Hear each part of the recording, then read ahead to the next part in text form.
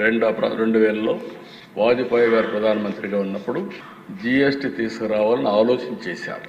ఆ తర్వాత వచ్చిన గవర్నమెంట్ ఏం పట్టించుకోకపోతే మొట్టమొదటిసారిగా నరేంద్ర మోడీ గారు ప్రధానమంత్రి అయిన తర్వాత ఇప్పటికి కూడా జ్ఞాపకం, ఆ రోజు అరుణ్ జైట్లీ గారు ఫైనాన్స్ మినిస్టర్, ఆయన అందరితో మాట్లాడి అవసరమైతే మీకు నష్టం వస్తే నష్టం కూడా మేము భర్తీ చేస్తామని చెప్పి కన్విన్స్ చేసి మొట్టమొదటిసారిగా జీఎస్టీ తీసుకొచ్చారు. ఆ జీఎస్టీ వచ్చిన తర్వాత దిశ ఒక గేమ్ చేంజర్గా తయారైంది. అవన్నీ నేను చూపిస్తాను.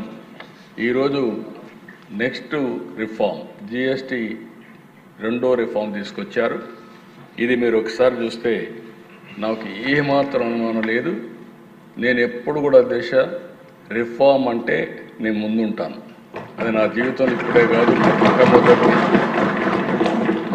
ఒక ఆర్థిక సంస్కరణలన్నా, ట్యాక్స్ రిఫార్మ్స్ అన్నా, టెక్నాలజీ రిఫార్మ్స్ అన్నా నేను ముందుంటాను. చాలాసార్లు ఒక విషయం చెప్పాను, మనందరం గుర్తుపెట్టుకోవాల్సింది, అభివృద్ధి జరిగితే సంపద సృష్టించబడుతుంది.